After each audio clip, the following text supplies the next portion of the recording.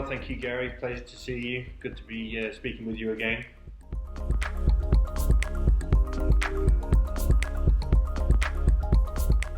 Okay, going back a long time ago. I wasn't one of the lucky ones who from an early age knew what I wanted to do. I think it took me until my 20s to really find that direction. And it ended up being anything around financial markets and the stock market.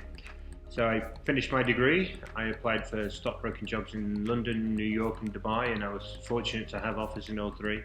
But the London and New York offers weren't going to be starting for 3 or 4 months, so the Dubai was an immediate start, so I took the opportunity. A big gamble, never been to the city before. But when I got here, I just tried to learn as much as possible. I observed, I got my head down, and I got to work. And then over the next 4 or 5 years, I found I enjoyed the management side equally as much, if not more actually.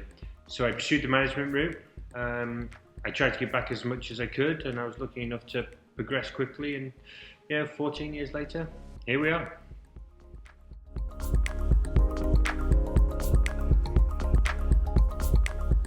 Tough question. Where to start? I think it's safe to say that my role is fairly diverse. And looking back, we didn't really discuss a specific role until perhaps the final hour of my initial discussions with the Parkers. Most of it was just ensuring that we were on the same page and that we were completely aligned. The remit was to work with them and to grow quickly. And to try and create the best company in the industry and the best company we could. So the 4 of us work closely, but the day-to-day touches on all aspects of the business. So there's the internal structures and the operational aspects, which in a growth company are constantly evolving.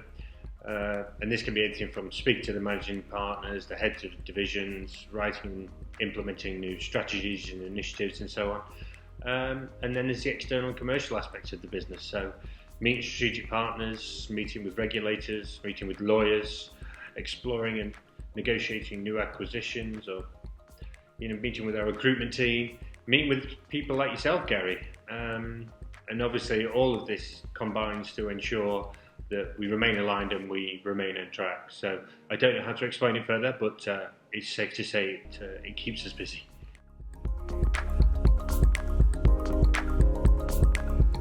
Look, it's been a frantic 5 years. We're approaching 20 offices. We've got 7 divisions. So I expect anything less than more of the same, Gary. But look, jokes aside, it's been a good start to the year. We're already in double-digit revenue growth when compared with January of last year. And we obviously are looking to ensure that continues. I think I mentioned in my interview towards the back end of last year that we had invested heavily in our infrastructure in 2021, and we expect 22 will be the year where we can begin to reap some of the benefits of that investment. But whilst we're always looking forwards, there is a lot of opportunity out there, but there also is a great deal of uncertainty, which slightly alters the risk-reward factors of making further investment in certain areas. But we expect double-digit growth again this year. I think that's probably all I can disclose at this moment, Gary, but as always, rest assured, you'll be the first to know.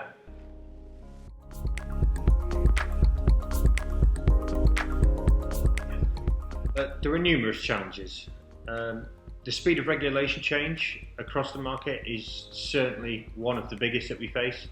I think it'd be a challenge for any company in any industry, but it's obviously made more complex by the fact that we operate across so many different jurisdictions and that we're continuing to grow. But we have clear guidance as to what the market will ultimately look like. You just have to look at the likes of the UK and the US to get an understanding or an indication of where we're heading. The challenge is really coming through that transition and adapting quickly. And there is a huge opportunity for those that are able to do that. I don't think there's any doubt about that.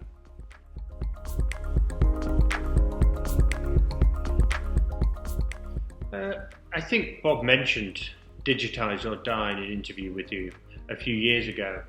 We've invested heavily in new systems and processes in order to meet that change and that challenge.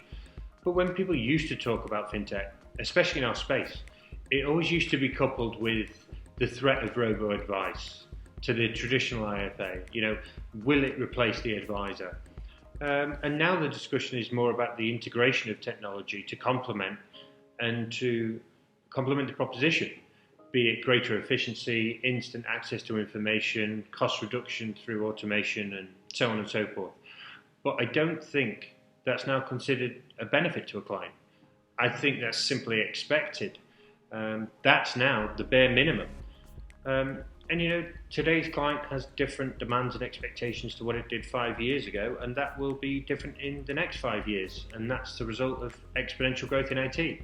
So companies such as ours have to keep up. And also looking forward, the younger generations are tomorrow's clients, and they will require a different kind of service, a different form of advice and interaction, and almost certainly a different and more conscientious approach to investment. And if we cannot provide that, if anyone for that matter fails to provide that, then I think both clients and advisors will look to someone who can. So it's critical.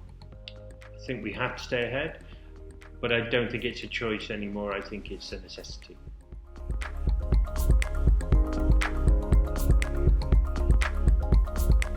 How long have we got, Gary? I think we're going to have to split this one up into a few different segments. Okay, so regarding advisors, it's simple. It's down to education. I see and hear people write this off all the time with little actual knowledge, which I find surprising. I think you always have to be skeptical of your own opinions, and you need to be open to change. So I think each and every advisor should be putting in the time and the effort to learn about this space.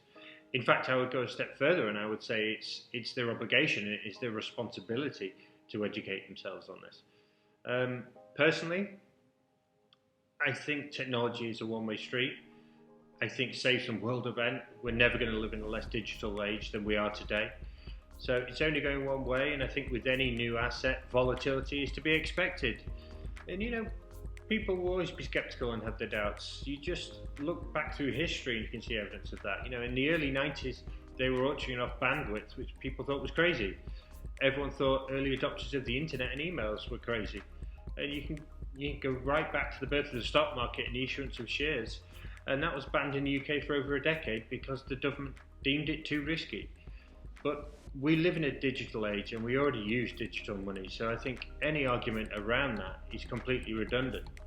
I think the question is, does blockchain improve on the functions we have today in the present monetary and banking system? And that to me is a resounding yes. I think it makes it look archaic. So I think it's a question of when and not if, and I think the adoption numbers prove that. Just ask any millennial if they would rather hold Bitcoin or gold, and then remember that one day they are going to be the ones making the policy. Professionally, however, and speaking as Holborn, it's a much bigger challenge. Governments, banks, regulators still need to catch up, and that means that credible partners are still in short supply, because Holborn is certainly not going to be custodying assets. So until then, we wait, we stick to plan A, which is holistic advice. And when it comes to crypto, we'll provide education to our clients, and we will continue to do so until such time we feel we're in a position to facilitate, to advise and execute on those investments. But the day will come, the pressure is there, the demand is already there, so it's only a matter of time.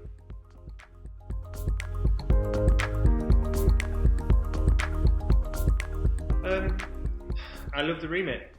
It's open, it's collaborative, and it means that we can go anywhere.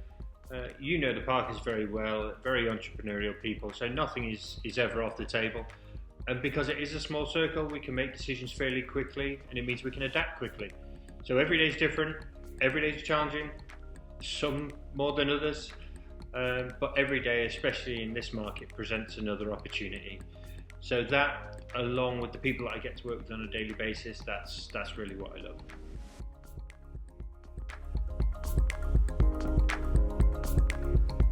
Outside of work, well, I have two boys at home and they're 2 and 3 years old, so they require a lot of attention.